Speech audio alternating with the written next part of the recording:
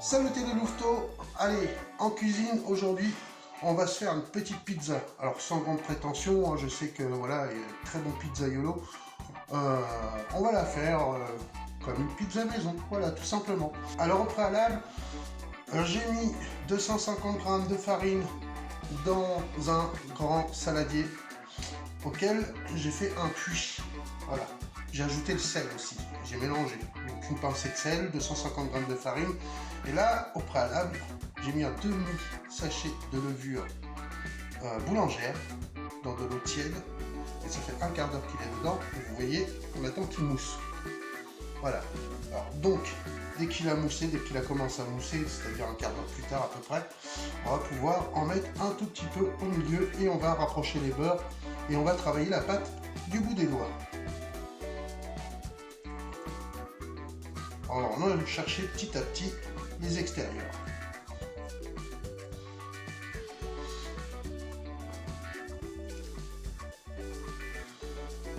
Alors comme je vous le dis à chaque fois, là j'ai mis 125 ml d'eau, mais certaines farines ont besoin de plus d'eau que d'autres. Donc on va commencer à pétrir légèrement, amalgamer au moins, afin d'obtenir une boule.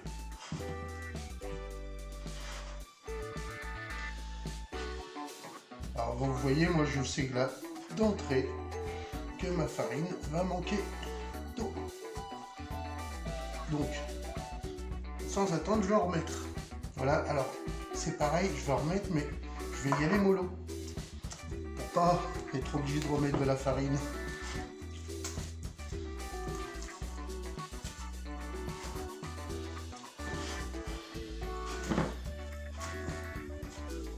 Alors, quand on commence à avoir ce genre de pâte,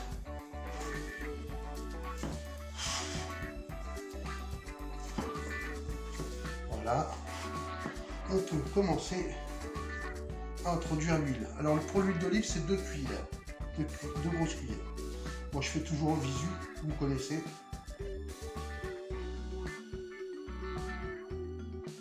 Voilà, là j'ai 2 bonnes cuillères.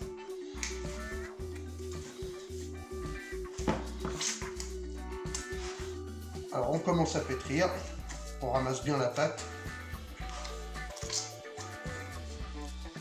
Et là, on va essayer d'obtenir un beau pâton bien souple.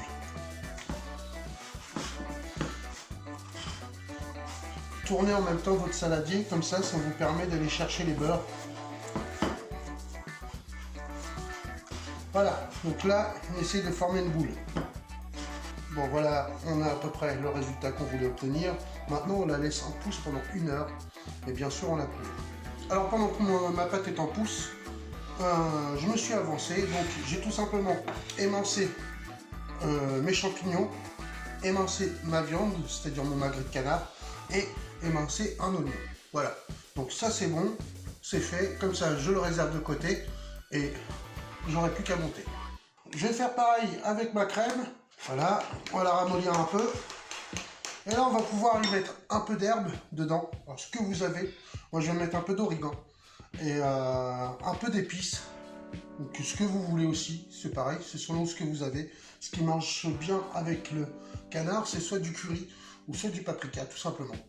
Voilà, donc, ou pointe de piment d'Espelette, d'ailleurs, je vais en mettre aussi. Voilà, j'ai mis un peu de sel et du piment d'Espelette. Et là, maintenant, je mets, parce que ça match super bien,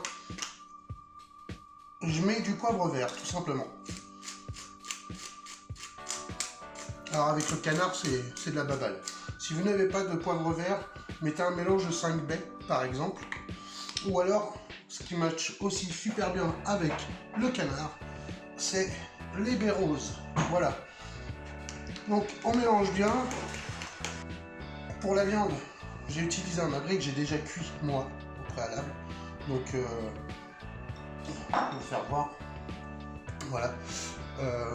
Toujours rosé, très très rosé. Pas le faire surcuire parce que, en fait, voilà ce que ça donne à peu près. C'est très très bien comme ça.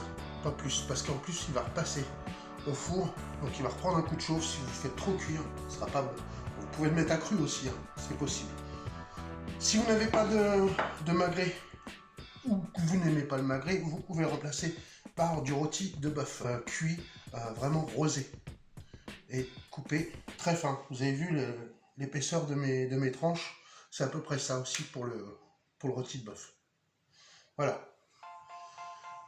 J'ai fait la même chose, j'ai préparé mon camembert. Alors, camembert au lait cru, si possible, ou du moins au lait thermisé, un AOP, si possible aussi.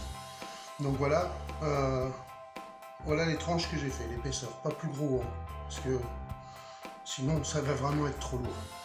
Donc voilà, tout ça en réserve. J'ai fait pareil avec mes capres, je les ai égouttés, je les réserve dans un petit bocal, voilà, en attendant. Surtout, je ne les mélange pas de suite à la crème, car sinon, mes capres avec le vinaigre qu'il y a dedans vont faire tourner la crème. Voilà, donc une fois que votre pâte a doublé de volume, maintenant on va pouvoir la travailler. Alors vous avez vu, super bien alvéolé.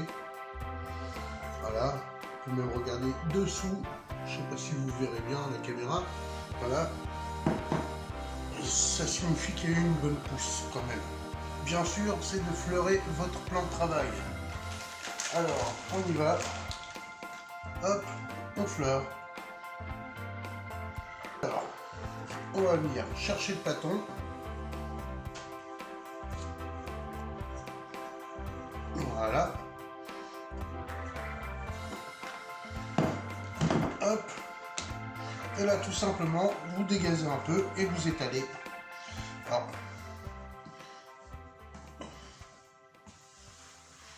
voilà. Hop.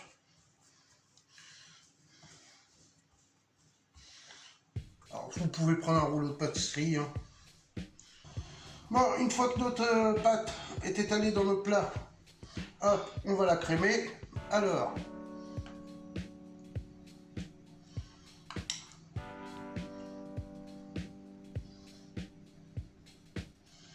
on part du centre, on essaye de partir du centre et on rejoint les beurres.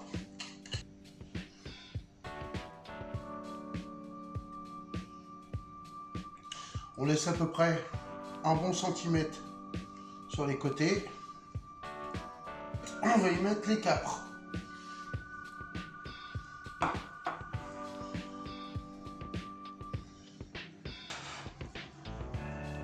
Les oignons.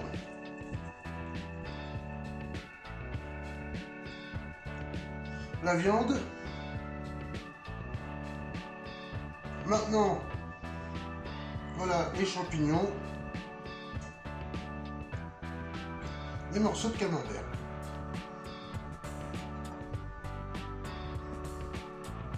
Voilà. Ensuite, je viens juste mettre un peu de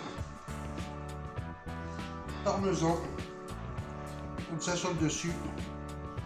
Ça c'est pour le fun, c'est pour moi. On enfourne pendant 10 à 20 minutes. On surveille selon la force de votre four. C'est parti. Ah ben voilà mes amis, sortie du four, ma belle pizza. Avec l'odeur qu'il y a, franchement je vais me régaler. Alors j'espère que cette recette vous a plu. N'hésitez pas à m'envoyer des commentaires. Et pour le peu, likez et abonnez-vous. Ça fera toujours plaisir. Ça fait toujours plaisir. Allez, bisous les louveteaux!